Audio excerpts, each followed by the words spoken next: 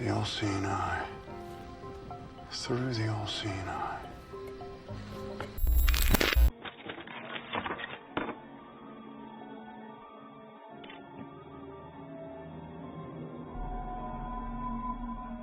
Hidden within. What is that?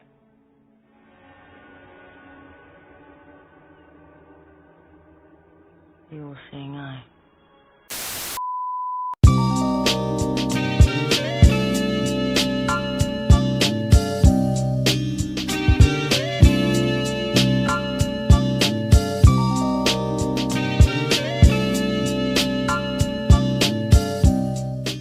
Hey, what's good everybody? It's your boy, Seethruthescript here, back with another video, and today I'm going to be exploring the origins of the one eye symbolism, more commonly referred to as the all-seeing eye. The all-seeing eye is a symbol that has existed for thousands of years throughout various cultures and religions, and its meaning has taken on numerous interpretations since its creation. However, its meaning today has a much more negative connotation attached to it compared to its predecessors. In the modern era, the all-seeing eye is often associated with sinister secret societies like the Illuminati or the Freemasons, but in many ways it has also become a symbol of American hegemony, in which it symbolizes both the US's massive surveillance network and its powerful economic status. But to understand what we call the all-seeing eye, we need to go all the way back to the ancient Egyptian civilization and specifically lock in on the god Horus. According to Britannica, Horus in ancient Egyptian religion is a god in the form of a falcon, whose right eye was the sun or morning star, representing power and quintessence, and whose left eye was the moon or evening star, representing healing. Falcon cults, which were in evidence from late pre-dynastic times, were widespread in Egypt. Horus, the god of the sky, was birthed by his father Osiris and his mother Isis. Osiris and Isis are said to have represented the male and female forces of the universe respectively in the eyes of the ancients. Osiris had a brother named Set. Set was the god of chaos, disorder, and warfare. Osiris was known as the god of fertility and the embodiment of the dead and resurrected king, also considered the god of the underworld, ultimately playing two crucial roles. The dual role was in turn combined with the Egyptian concept of divine kingship. The king at dead became Osiris, god of the underworld, and the dead king's son, the living king, was identified with Horus, a god of the sky, Osiris' son. Now Set, Osiris' brother, had long desired Osiris' throne and was willing to do whatever it took to take it. Ultimately, Set's jealousy got the best of him, and he used his cunning ways to trick Osiris into a box like long chest, only to lock it shut and throw Osiris into the Nile River. It was said that the box was carried by sea to Byblos, where it had been deposited by the waves among the branches of a tamarisk tree. In a very short time, the tree grew to a magnificent size, enclosing the chest within its trunk. The king of the country, admiring the tree, had it cut down and made into a pillar for the roof of his house. When Isis heard of this, she went to Byblos. Isis then told the queen of Byblos her story and begged for the pillar that supported the roof. This she cut open, then took out the chest and her husband's body. Isis then brought the chest by ship to Egypt, where she opened it and embraced the body of her husband. After this, she made sure to keep Osiris's body in a secret place. But one night, Set, hunting by the light of the moon, found the chest and, recognizing the body, tore it into 14 pieces, which he scattered up and down throughout the land. When Isis heard of this, she took a boat and gathered the fragments of Osiris's body. Wherever she found a piece of his remains, she would build a tomb in the same spot. Osiris was then brought back to life, and his son, Horus, avenged his death. This is where I bring in the battle between Set and Horus. Horus, older at this time, was furious with Set's actions, decided to battle it out. Ultimately, during their scuffle, Horus ended up losing his eye, and like Set did to Horus's father, Set tore Horus's eye into 6 pieces and threw them away. However, others say that Horus himself tore out his eye to bring his father back to life. This is said to be why the Eye of Horus is considered as a symbol of sacrifice, but thankfully Horus's lost eye was magically restored. Now some say it was Hathor, the goddess of the sky, of woman, and of fertility and love, who is also the partner of Horus, that restored it. Others say it was Thoth, the god of wisdom, who gave Horus his eye back, but it's neither here nor there. At this point, the eye was called Wadjet, which translates to whole one, since it is widely believed that it was Horus's left eye which was gouged out. It represented the waxing and the waning of the moon. The days in which there is no moon in the sky illustrates the time when Horus's eye was ripped out before being restored every lunar month. Ultimately, the Eye of Horus is a sacred symbol of sacrifice, healing, regeneration, wholeness, and protection in ancient Egypt. However, there is more to it than just the Eye of Horus. We also got to explore the Egyptian god Ra, the god of the sun and creator god. According to Britannica, he was believed to travel across the sky in his solar bark, and during the night to make his passage in another bark through the underworld, where in order to be born again for the new day, he had to vanquish the evil serpent, Apophis. As one of the creator gods, he rose from the ocean of chaos on the primeval hill, creating himself and then in turn engendering 8 other gods. Now the story of Ra is quite different than the story of Horus when it comes to the symbology behind their eyes. Ultimately, Ra, who was believed to be the actual pharaoh of Egypt during that time, perceived that the people forgot to respect him and his rule. They would break laws and make sarcastic comments at his expense. Put some respect on my name.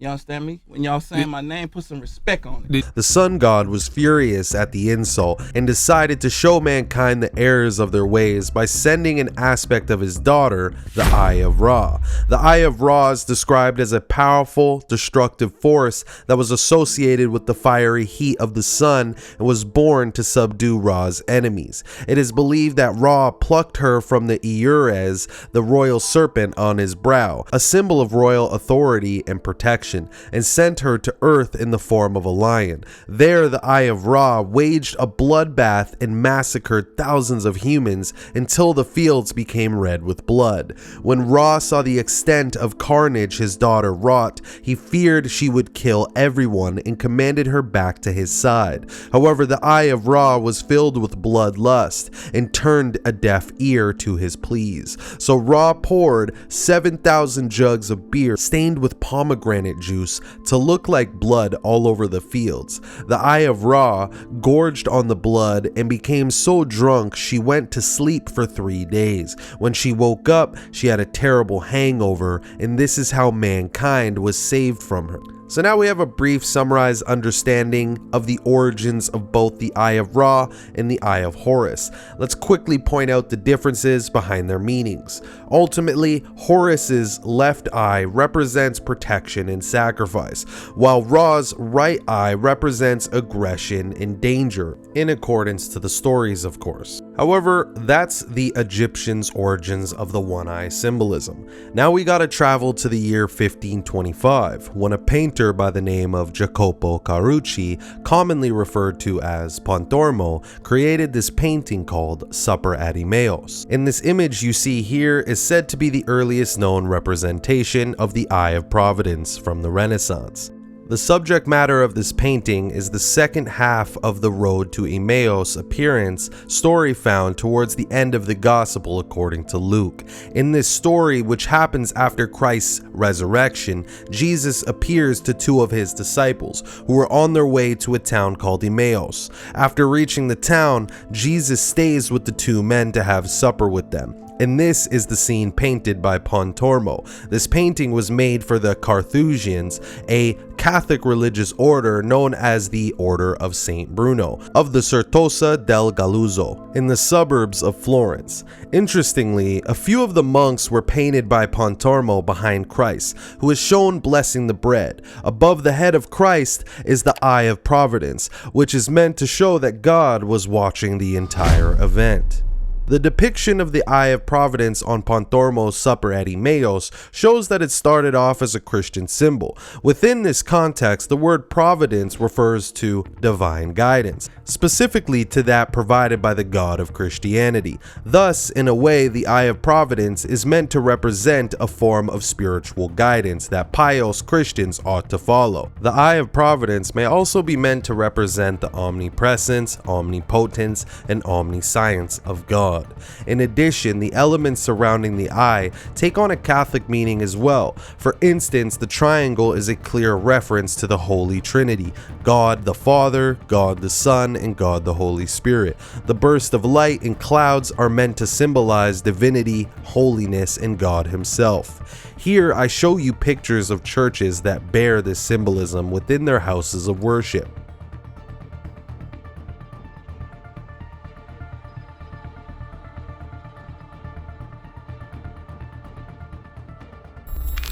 But outside of the church or Pontormo's painting, I'm sure sometime in your lives you've all seen this symbol before: the one eye within the palm of a hand. Regardless if you have or haven't, this is referred to as Hamsa. The Hamsa, or the hand of Fatima, is a symbolic hand which represents protection in both North African and Middle Eastern cultures. And while on the topic of the Middle East, let's explore Islam's relationship with the one-eye symbolism.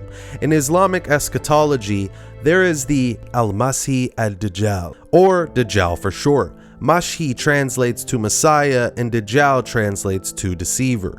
The Dajjal is similar to the likes of the Antichrist, as he is considered to be the false Messiah. The Dajjal is also said to be blind in one eye, with the word kafir written on his forehead. Kafir meaning disbeliever. He is said to come forth before the end of time, during a period of great tribulation, and he will be followed by the Jews and will claim to be God in Jerusalem. Ultimately, many will be deceived by him, thinking he is the second coming of Christ, until Christ himself returns to kill him. So looking under the lens of Islam, it seems quite clear that the one eye is associated with evil.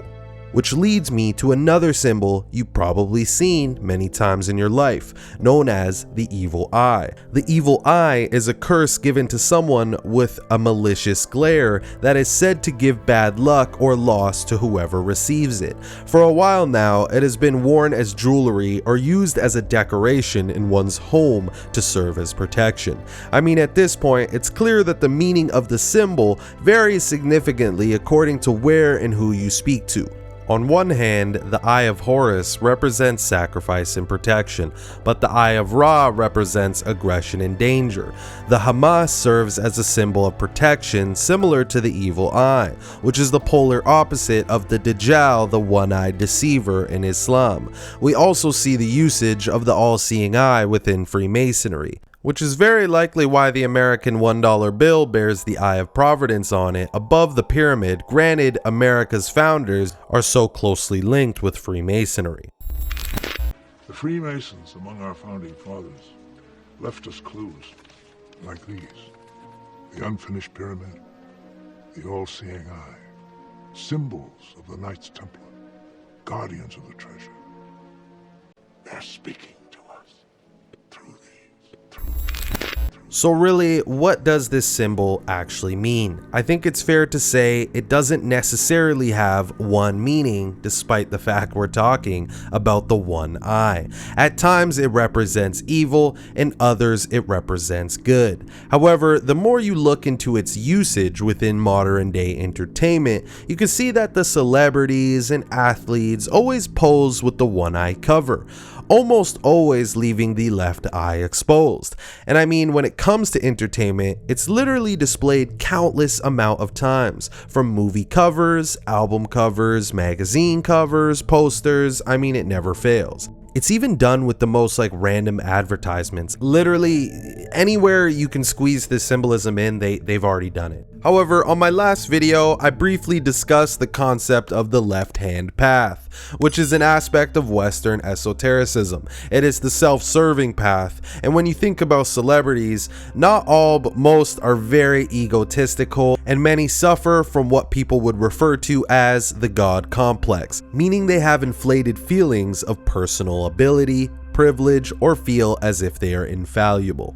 While on the topic of the left-hand path, who remembers the artist Lisa Lopez, better known as Left Eye? She was a member of the R&B group TLC. They say she got her nickname well before the fame because of the difference of size between her left and right eye, according to friends and family. In all honesty, I think that's up for debate.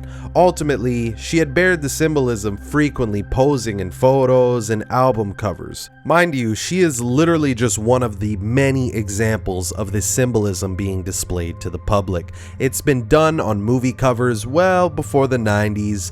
And I mean, if you go online and look for a quick reason as to why this is done by so many photographers, you're often going to hear the answer that it's done just to make the image seem more dramatic. However, this couldn't possibly be the sole reason why they're doing the same pose over and over again, or else it would truly lose its dramatic effect. Others, including myself, speculate the symbolism is being used in the modern times to represent a form of programming, and is the industry's way of saying that they see it all.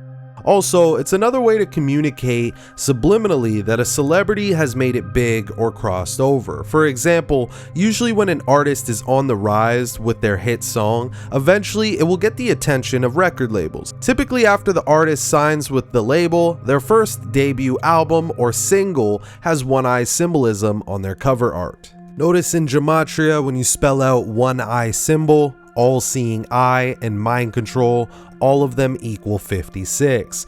Now think about the purpose of movies, music, and TV. They're here to entertain us when we're bored, but also used for the purpose of molding how we think, using entertainers to guide us down a path that is often unfulfilling, constantly seeking money, wealth, and fame, rather than a more modest life. When something is done over and over again, it cannot be dismissed as just another artistic way of photography. There's clearly a message they are trying to communicate. Again, this is just my take, but it seems very likely that they are using it to represent their overarching reach and control that they have on the masses.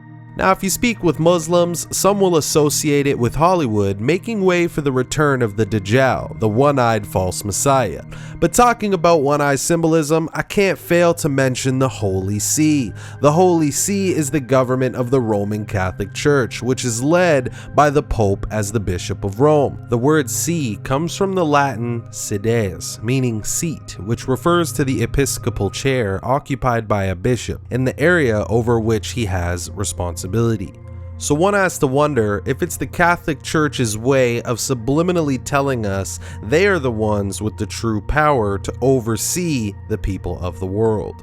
Worth noting, in gematria, the word eye equals 35. Also, God's eye, Holy See, and Catholic all equal 35. Earlier, I discussed Pontormo's painting with the Eye of Providence above Christ's head, which was made for Catholics. And we know the Jesuit order is the militia of the Pope and has their hands in modern day entertainment, from sports to music to books to theater, essentially controlling all the very things that occupy most of the people's minds. It would only be fitting they'd embed their symbolism throughout the industry.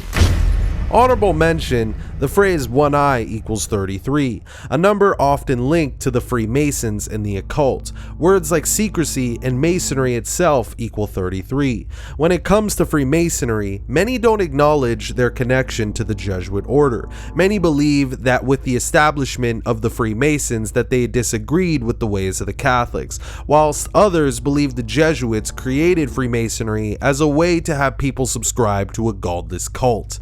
But reading from Nicolas de Bonneville's book, The Jesuits Driven Away from Freemasonry and Their Dagger Shattered by Freemasons, on page 99 to 101, it reads, "The Lodge of St. John represents Solomon's Temple, that is to say, the temple of the Society of the Jesuits. It is the temple of a universal hierarchy. The titles Right Reverend and Worshipful represent rather well the ecclesiastical state of the Freemasons.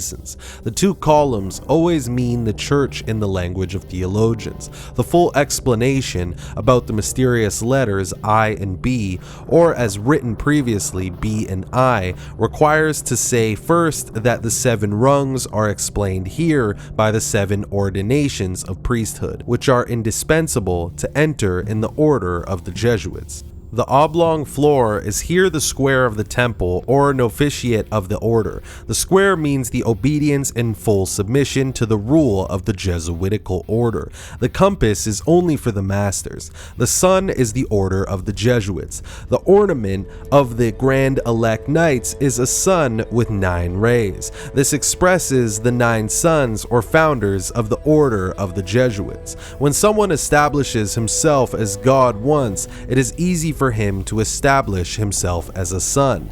Too much modesty is not the shortcoming of the humble Jesuits. The moon is the order of the Freemasons. This moon draws its light from the sun, that is to say, from the Society of the Jesuits. The Rosicrucian Masons had naturally taken the moon as one of their recognition signs. The tavern where the Enquanterian Ashmole and the Rosicrucian Masons attended Masonic banquets had a crescent moon for sign. The moon is always represented by the Jesuits half illuminated. In other words, it is only illuminated on one side. Mr. Strake in his treatise on the mysteries had the moon engraved all alone on the frontispiece of his book.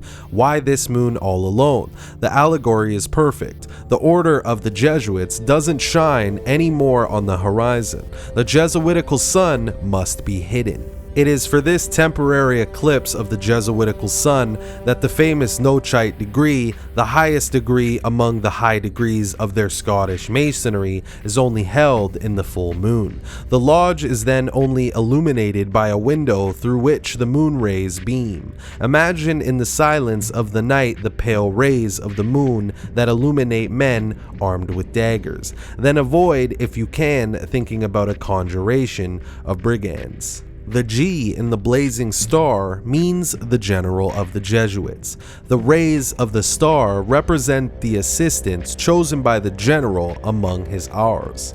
This symbolic G is explained allegorically in the famous book of Samuel Pritchard's, an ancient catechism that the new Jesuits believed forgotten. The Jesuit Pritchard states in his catechism that the G symbolizes the grand architect and the contriver of the universe, or he that was taken up to the top of the pinnacle of the Holy Temple. These primitive names of Grand Architect and Contriver of the Universe are only translated nowadays as Grand Architect of the Universe. However, the Jesuitical writings, the universe means the Jesuitical order, the hierarchy of the Jesuits. Additionally, order and universe are almost always synonymous for the Jesuits. One says order for universe because order must govern the universe. Finally, one says universe for order because the whole world or the universe swarms with Masons dedicated to St. John, and that these innumerable Masons are slaves chained by the Jesuits, rough ashlars that the Jesuits would like to hew. To express the assembly of all their lodges, why wouldn't they say allegorically the universe? We do say in Paris, l'université, or universitas, to express the meaning of all our Parisian colleges. In the Rosicrucian degree of the Knight of the Sword, the chairmaster is expressively called the General of Jerubbaal, because in the degree of all Rosicrucian brethren are called Jerubbaal. The General of the Jerubbaals is evidently the general of the Jesuits. So now, knowing the connection between the Freemasons and the Jesuits and both those societies' connections to our modern day entertainment, it might be fair to say that they are the ones placing their symbolism throughout modern entertainment to symbolize the true control the church has over the minds of the masses. Many state that the Freemasons are merely the foot soldiers of the Jesuit order, which are the militia of the church and Pope. Ultimately, as they always say, all roads lead to Rome. Now, I just want to remind y'all that you should always do your own research. You don't need to take my word for any of it. I'm just trying to piece together things and present it in a way that's palatable for those seeking some answers. But anyways, y'all, I really appreciate you guys tapping in and watching the whole video. If you enjoyed it or learned anything, please do your boy a favor and smash the like button. Drop me a comment, tell me what I missed or what I may have gotten incorrect. Share the video, and lastly, subscribe, man. Remember, all of those things are free to do. It's been your boy Script, and I'm out of here. Peace. Peace. Peace.